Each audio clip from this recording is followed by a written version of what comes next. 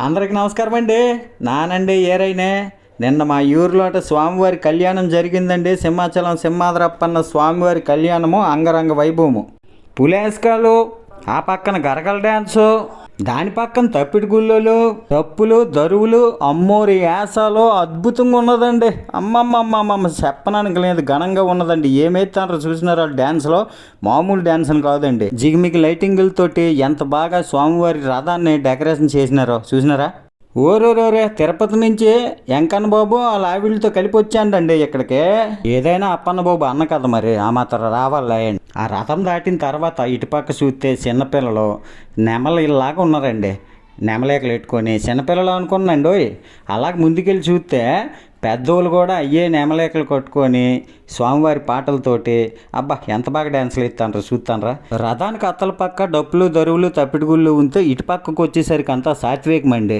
కోలాటాలు, భరతనాట్యాలు ఇవన్నీ ఉన్నాయండి ఇటు పక్క. మా ఊరు ప్రెసిడెంట్ కొడుకు పెళ్ళికే 1000 మంది దగ్గర వస్తారండి. మరి అలాంటిదే ప్రపంచకానికే ప్రెసిడెంట్ మన అప్పన్న బాబు గారు. ఎంతమంది రావాలా?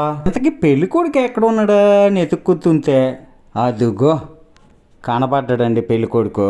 అబ్బా ఏం సోకు ఉయ్యాలు ఊగుతాండో. మహానుభావుడు వయ్యాను ఒక దండం పెట్టుకుని ముందుకెళ్ళినానండి.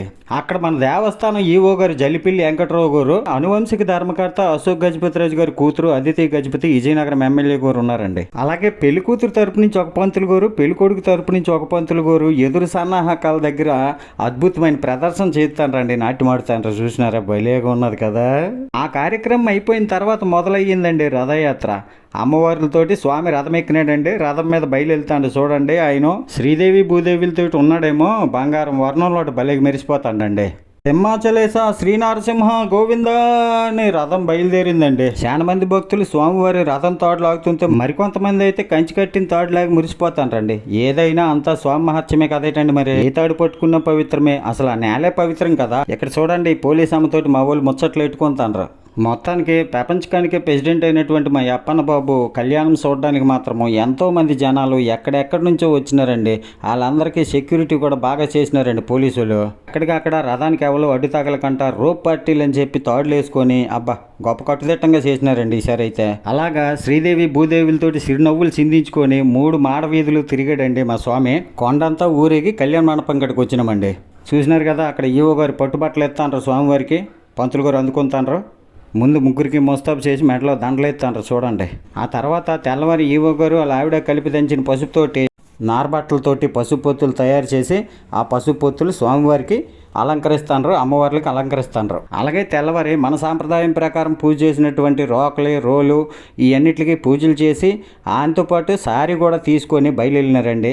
అవన్నీ తీసుకొని ఆడపల్లి ఊరు వెళ్ళిన తర్వాత అప్పుడు మొదలయ్యిందండి స్వామివారికి పట్టుబట్టలు సమర్పించడము. పట్టుబట్టలు అందరికీ చూపించినారు. ఇప్పుడు స్వామివారికి ఎత్తాండ్రు పట్టుబట్టలతోటి బంగారంలాగా మెరిసిపోతాండి మా అప్పన్న బాబు చూడండి. ఆ తర్వాత తాలిబొట్టు కట్టించినారు, తలంబ్రాలు ఇయ్యించినారు. ఈ తంతంతా ముగిసిందండి. ఈ తంతంతా ముగిసి స్వామివారి కళ్యాణం అయిపోయింది. ఉభయ దేవేరులతోటి అద్భుతంగా పెళ్ళి అయ్యిందండి. మరి పెళ్లి పూర్తయిపోయిన తర్వాత ఊళ్ళోనే ఏడు చేస్తారండి, పెళ్లి భోజనాలే కదా. ఇదిగోటండి స్వామివారి అన్నదానంలో భోజనాలు పెట్టినారు. అక్కడికి వచ్చినాము, స్వామివారి పెళ్లి భోజనాలు అద్భుతంగా వడ్డించినారు. అందరము హాయిగా తిన్నామండి పెళ్లి భోజనాలు. చూడండి మా ఊళ్ళు కూడా గుంపులో కూకొని ఎంత చక్కగా తింటారు. మరి ఇన్ని వేల మందికి భోజనాలు పెట్టిన అన్నదానం సిబ్బందికి మాత్రం ధన్యవాదాలు చెప్పాలండి. భోజనం అయిపోయిన తర్వాత శుభ్రంగా వచ్చి కూకున్నామండి.